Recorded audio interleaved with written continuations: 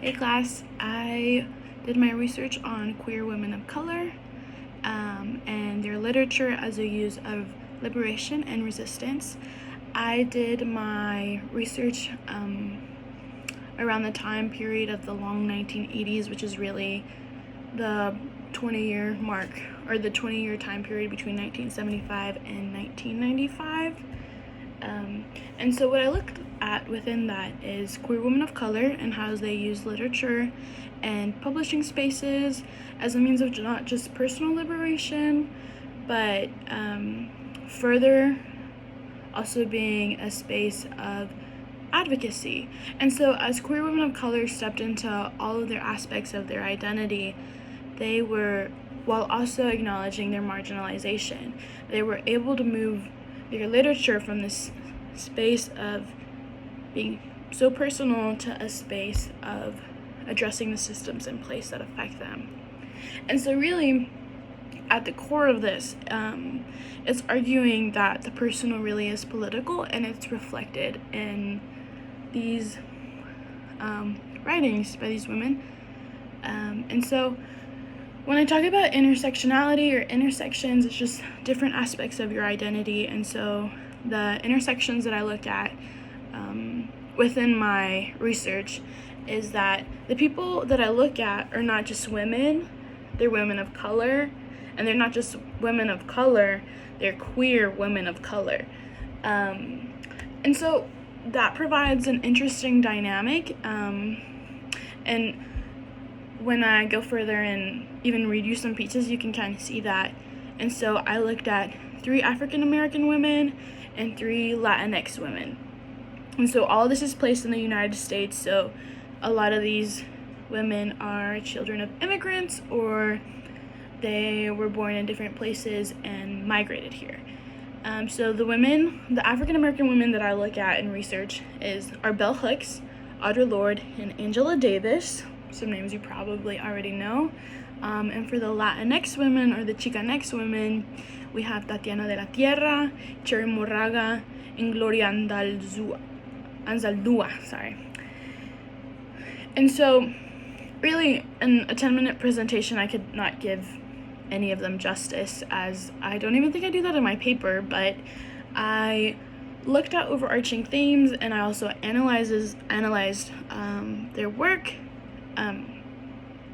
But some common themes that I found within all the works that I looked at are finding their identity, really finding their voice, finding their place.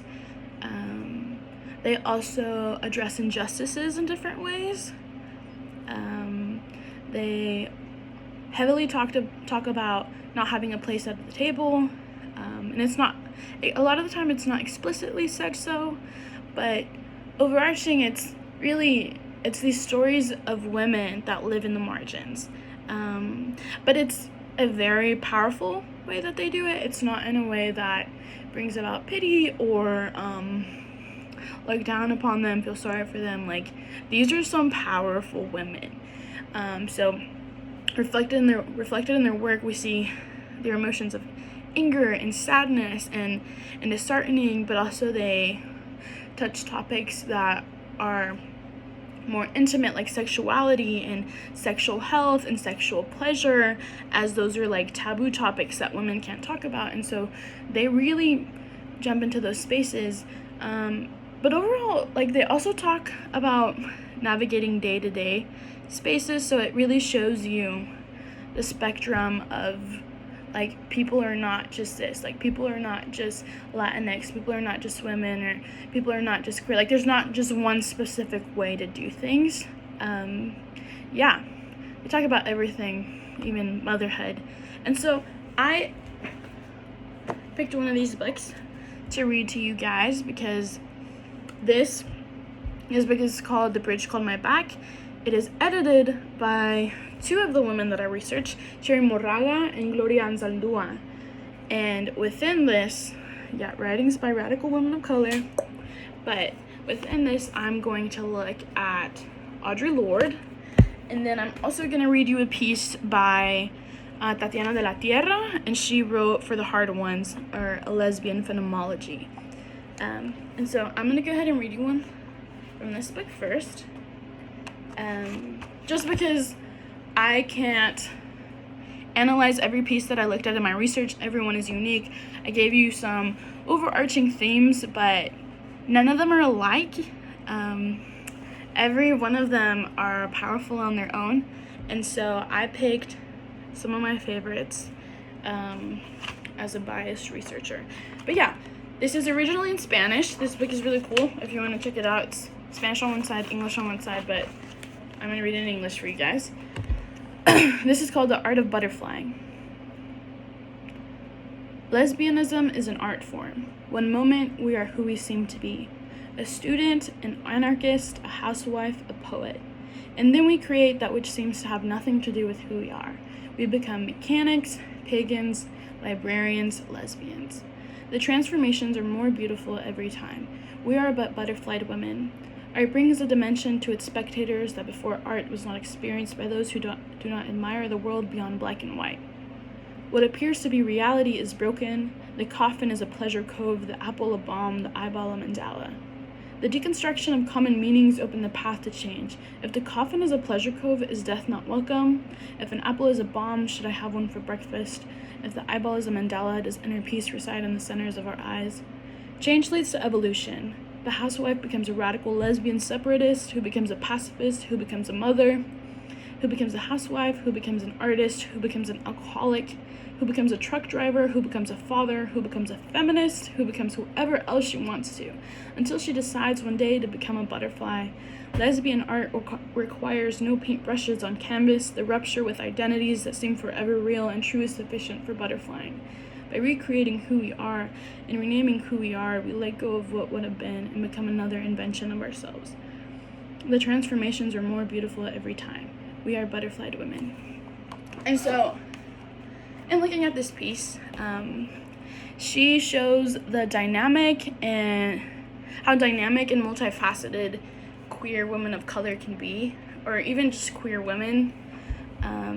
She shows queerness as ranging and as evolving.